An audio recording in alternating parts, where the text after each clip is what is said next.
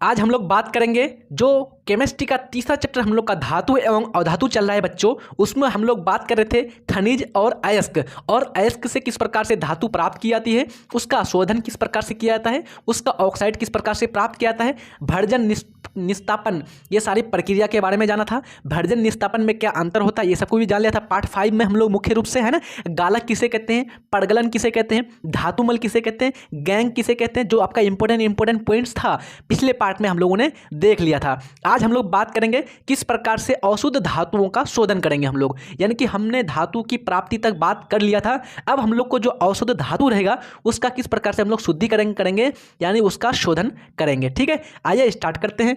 तो सबसे पहले अयस्क किसको बोलते हैं, वैसा खनिज जिससे हमें क्या होती है, प्रचुर मात्रा में धातु की प्राप्ति होती है, उसे हम अयस्क कहते हैं। अयस्क से प्राप्त धातु पूर्ण रूप से शुद्ध नहीं होती है, इसमें कुछ अपद्रव मिले होते हैं। इस अपद्रव को धातु से अलग करना धातु का क्या कहलाता है, शोधन कहलाता है। यह दो विधियों द्वारा संपन्न होता है, पहला वैद्युत अपघटन, दूसरा गलनिक पृथक्करण। आइए दोनों प्रोसेस को हम लोग जान लेते हैं। तो पहला था आपका वैद्युत अपघटन। वैद्युत अपघटन में क्या होगा, तो पहला है वैद्युत अपघटन विधि में धातु के अपद्रव को जलीय अवस्था यानी कि एक्वस अवस्था में लेंगे, स्टेट में लेंगे, विलयन में डालकर, जलीय अवस्था में डालकर विद्युत धारा प्रवाहित करने पर और अधिक धातु का शुद्धतम रूप प्राप्त होता है। यानी कि इसमें मुख्य रूप से हम लोग बच्चों वैद्युत अपघटन करेंगे, इलेक्ट्रिसिटी पास करेंगे किसमें, यानी कि उसका अपद्रव को जलीय अवस्था में लेकर के, ठीक है, जलीय अवस्था में ले लेंगे और इसमें जलीय अवस्था में लेकर के इसको कनेक्ट करेंगे, इलेक्ट्रिसिटी पास करेंगे, इससे हमको जो है शुद्ध धातु की प्राप्ति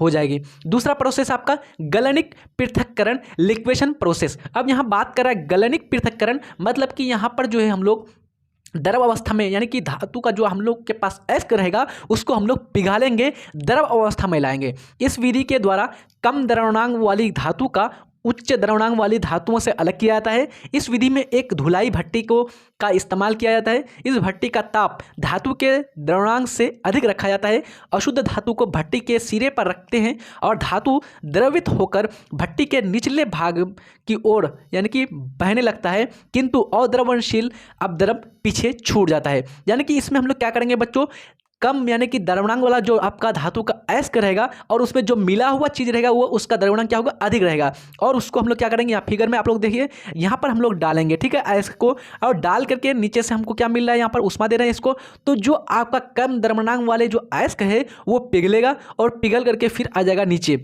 यहाँ पर देखिए प्योर मेटल के रूप में नीचे आ जाएगा। और जो इम्प्योरिटीज रहेगी वो गलेगा नहीं, वो पूर्ण रूप से नहीं गलेगा। क्यों, क्योंकि उसका द्रव्यमांक क्या है, ज़्यादा है, ऊंचा है, तो वो जो है ऊपर ही जमा होकर के रह जाएगा। इस प्रकार से हम लोग प्योर मेटल यानी शुद्ध धातु को अलग कर लेंगे। तो इस पृथक्करण को, इस प्रक्रिया को हम लोग बोलेंगे गलनिक पृथक्करण। ठीक है, चले आगे बात करते हैं।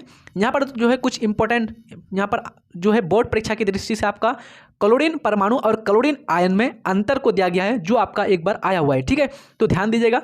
पहला एक तरफ है क्लोरीन परमाणु और क्लोरीन आयन, तो आप लोग को परमाणु और आयन में यदि अंतर आता है तो क्लोरीन, यहाँ पर क्लोरीन लगा देंगे और परमाणु में क्लोरीन परमाणु हो जाएगा, और आयन में अगर क्लोरीन लगा देंगे तो क्लोरीन आयन हो जाएगा। यानी कि क्लोरीन परमाणु सिंपल क्लोरीन हो गया बच्चों, और क्लोरीन आयन मतलब इस पर कौन सा नेगेटिव चार्ज रहेगा। क्यों नेगेटिव चार्ज, क्योंकि क्लोरीन के बाहरी कक्षा में 7 इलेक्ट्रॉन रहता है, उसको 8 पूरा करने के लिए 1 इलेक्ट्रॉन की जरूरत पड़ेगी। जब दूसरे से 1 इलेक्ट्रॉन लेगा तो उस पर आ जाता है नेगेटिव चार्ज। जब आप किसी से 5 रुपया या जब किसी आपसे रुपए उधार लेते हैं तो वो उस पर क्या, आप पर क्या होता है, कर्ज हो जाता है, यानी आपको बाद में चुकाना पड़ेगा, मतलब कि आप पर नेगेटिव आ जाते हैं बच्चों, माइनस में चले जाते हैं आप। तो उसी प्रकार से यहाँ पर क्लोरीन दूसरे से ले रहा है तो यहाँ पर क्लोरीन पर माइनस चार्ज आ जाएगा। इसी को हम लोग बोलते हैं आयन। आयन 2 प्रकार का होता है, एक होता है धन आयन और एक होता है कैटायन। धन आयन मतलब धन आयन हुआ मतलब कि पॉजिटिव बच्चों, और एनायन एक होता है, यानी जिसको ऋणायन बोलते हैं हिंदी में, ऋणायन मतलब नेगेटिव चार्ज। ठीक है, समझ में आ गया। अब देखिए हम लोग यहाँ से आसानी से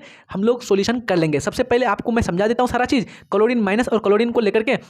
यहाँ पर देखिए, इस क्लोरीन का हम लोग परमाणु संख्या को जानते हैं। क्लोरीन का परमाणु संख्या कितना होता है, 17, और इसका परमाणु संख्या कितना होता है, इसका भी मुख्य रूप से 17 ही होगा। और हम लोग इसमें जानते हैं जितने परमाणु संख्या होंगे उसका इलेक्ट्रॉन उतना ही होगा, यानी कि प्रोटॉन की संख्या, परमाणु की संख्या, इलेक्ट्रॉन की संख्या बराबर होती है एक उदासीन में। तो यहाँ पर 17 भी क्या हो जाएगा, इलेक्ट्रॉन की संख्या हो जाएगा। लेकिन यहाँ पर देखिए इलेक्ट्रॉन की संख्या 17 होगा क्या, नहीं होगा। क्यों, क्योंकि इन्होंने एक दूसरे से इलेक्ट्रॉन उधार लिया है, तो 17 की जगह कितना हो जाएगा, इसके पास 18 इलेक्ट्रॉन हो जाएगा, है ना। तो इलेक्ट्रॉन की संख्या क्या होगी, यहाँ पर समान समान नहीं रहा। जब यहाँ पर प्रोटॉन और इलेक्ट्रॉन यानी कि प्रोटॉन पर कौन सा चार्ज प्लस और इलेक्ट्रॉन पर नेगेटिव चार्ज माइनस, अब प्लस माइनस की संख्या अगर बराबर हो गया तो एक दूसरे को क्या कर देगा बच्चों, कैंसिल। जब कैंसिल कर देगा तो ये क्या हो जाएगा, उदासीन हो जाएगा। जबकि यहाँ पर के पास कितना है प्लस यानी 17 आपका प्रोटॉन और इलेक्ट्रॉन कितना है 18 तो यहाँ पर देखिए ये आपका उदासीन नहीं होगा, ये क्या होगा आयन होगा। यानी कि जो है क्लोराइड जो आयन होगा ये आयन होगा, मुख्य रूप से उदासीन नहीं होगा। ठीक है, उसके बाद जो है इसकी बारी कक्षा में कितना इलेक्ट्रॉन,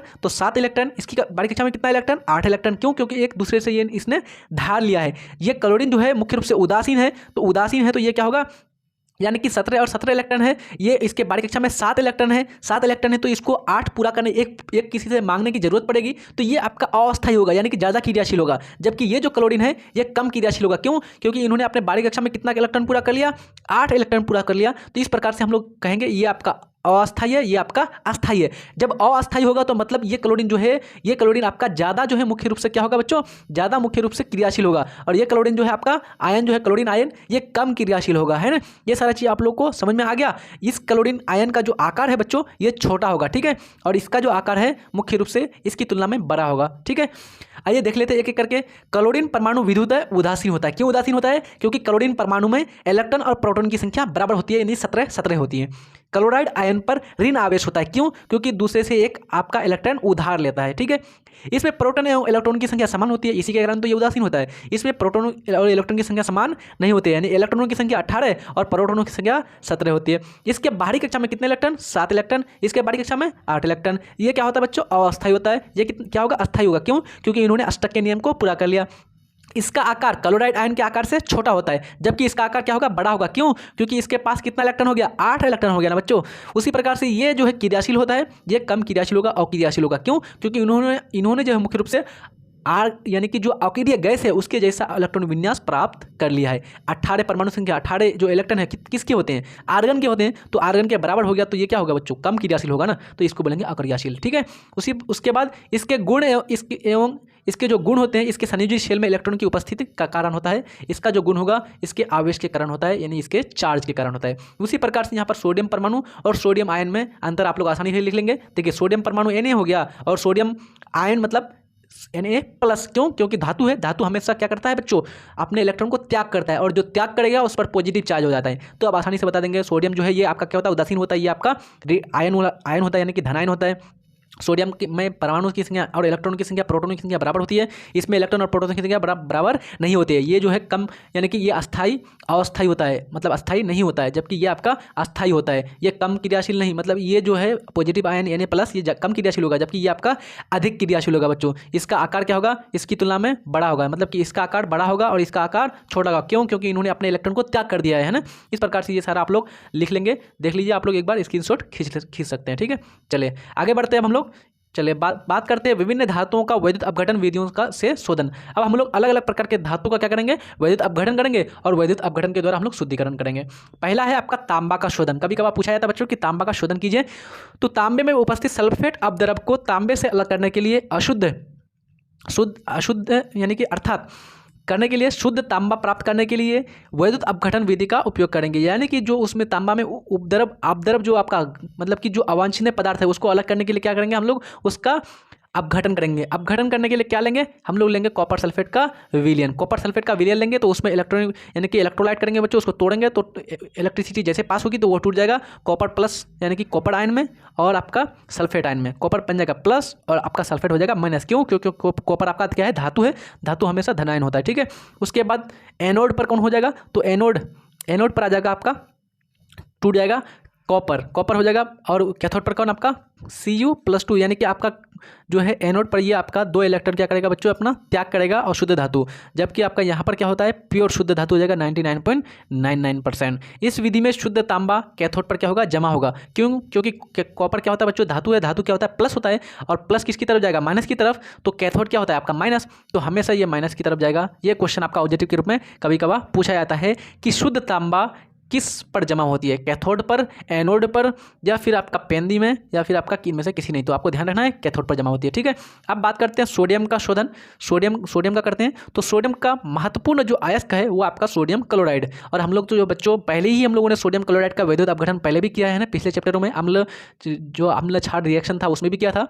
इसका द्रवित अवस्था का वैद्युत अपघटन कराने से शुद्ध सोडियम प्राप्त हो जाता है। सोडियम क्लोराइड का द्रवणांक लगभग 830 डिग्री, बहुत ही हाई है बच्चों, जिसमें कैल्शियम क्लोराइड CaCl2 मिला करके द्रवणांक को कम किया जाता है, यानी कि उसमें मिलाया जाता है CaCl2 यानी कि कैल्शियम क्लोराइड। अगर आपको कभी कभार पूछ लिए बच्चों, अगर ऑब्जेक्टिव के रूप में आ जाए सोडियम क्लोराइड के द्रवणांक को कम करने के लिए उसमें क्या मिलाया जाता है, ऑप्शन पहला ऑप्शन में दे देगा कैल्शियम क्लोराइड, दूसरा ऑप्शन में दे देगा मैग्नीशियम क्लोराइड, तीसरा ऑप्शन में दे देगा आपका एल्युमिनियम क्लोराइड, और चौथा ऑप्शन में दे देगा आपका इनमें से तीनों। तो मुख्य रूप से ध्यान रखिएगा कैल्शियम क्लोराइड को उसमें मिलाया जाता है, ठीक है, ताकि उसका द्रवणांक कम हो जाए और जल्दी से वो आसानी से गल जाए, जिसे क्या कहते हैं, डाउन प्रोसेस कहते हैं। कौन सा प्रोसेस, डाउन प्रोसेस, ठीक है।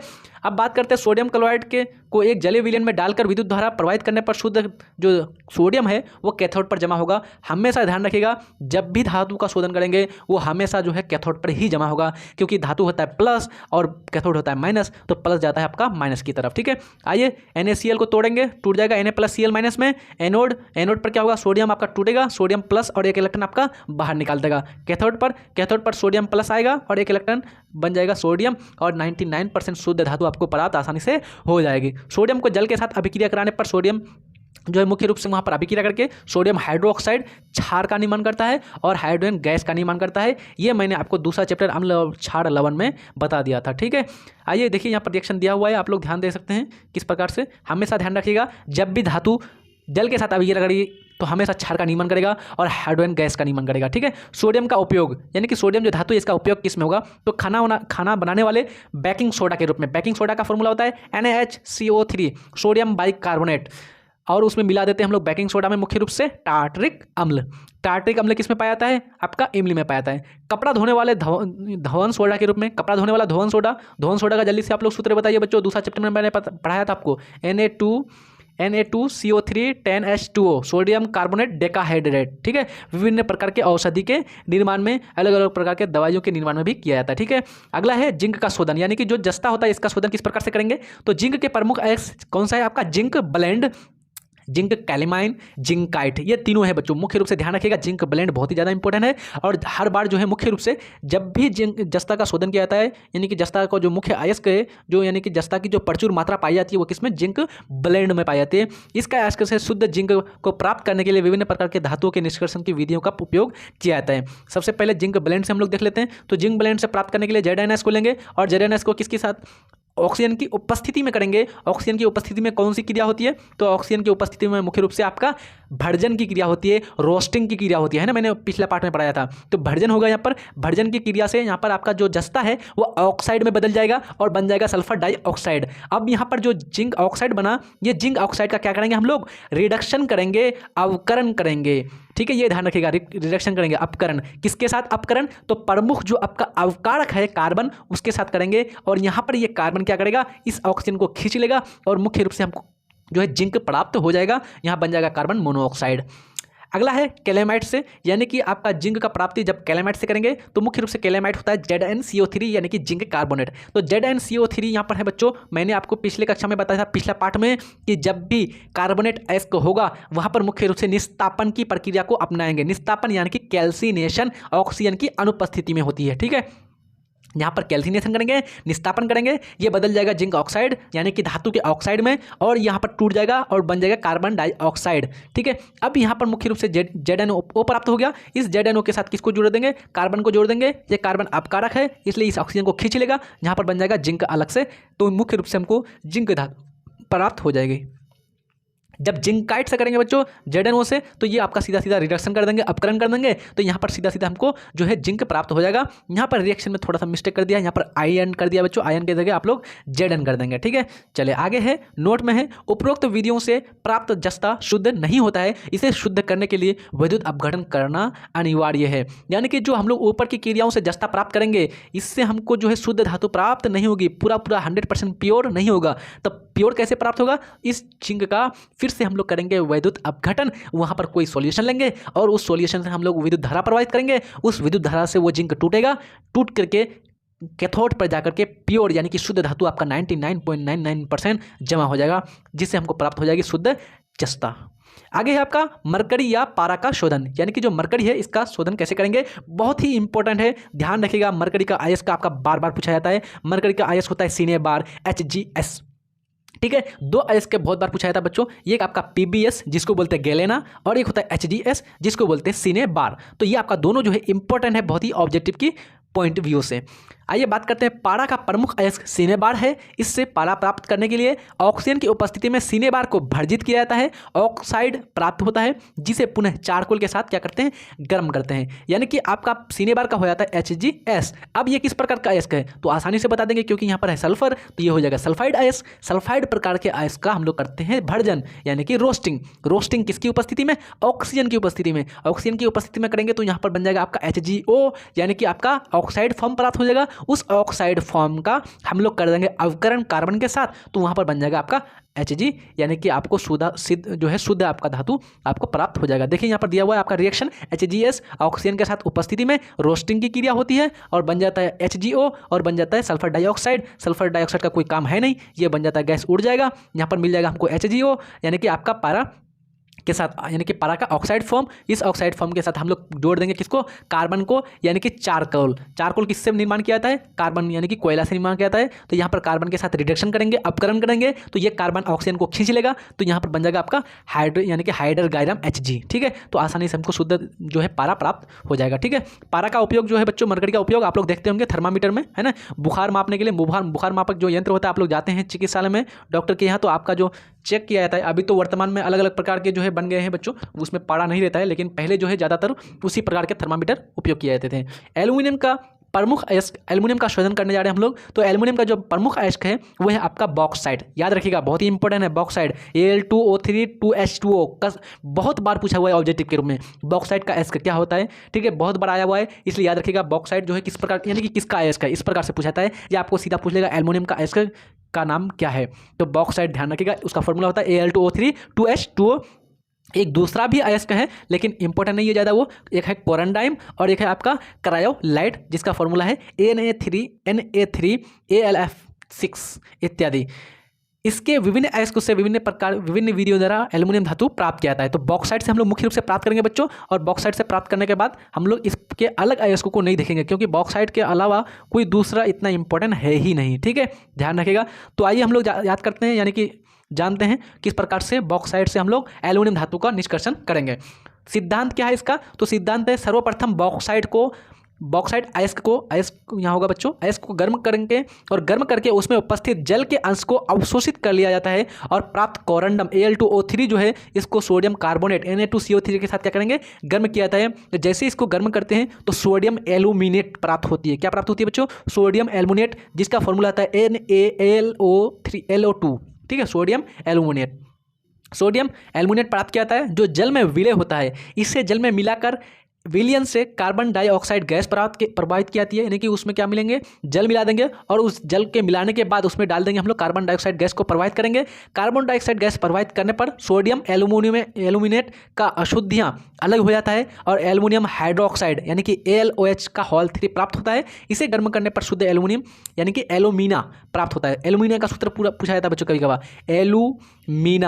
एल्यूमिना का सूत्र होता है Al2O3 एल्यूमिना, जिसका वैद्युत अपघटन कराने पर हमको शुद्ध जो है एल्युमिनियम धातु कैथोड पर प्राप्त हो जाता है, कैथोड पर जमा हो जाता है, ठीक है। आइए प्रोसेस को देख लेते हैं थोड़ा सा, रिएक्शंस थोड़े से बड़े हैं यहाँ पर। देखिए ये आपका हो गया बॉक्साइट, इसको सबसे पहले क्या करेंगे, गर्म करेंगे, इसको ये टूट जाएगा Al2O3 जिसको बोलते हैं कोरंडम में, और यहाँ पर जल का जो है ये जल अवशोषित हो जाएगा। अब यहाँ पर कोरंडम को लेंगे और इसमें मिला देंगे किसको, सोडियम कार्बोनेट को। सोडियम कार्बोनेट को मिलाएंगे तो बन जाएगा यहाँ पर NaLO2 यानी सोडियम एल्यूमिनेट। अब इस सोडियम एल्यूमिनेट से हम लोग कार्बन डाइऑक्साइड गैस को प्रवाहित करेंगे। ये हो गया सोडियम एल्यूमिनेट, इसमें कार्बन डाइऑक्साइड गैस को प्रवाहित कर रहे हैं, जल साथ में दे देंगे तो बन जाएगा आपका जल की उपस्थिति के साथ ही आपका बन जाएगा आपका AlOH का होल 3 यानी कि एल्युमिनियम हाइड्रोक्साइड, जो आपका क्या है, क्षार है।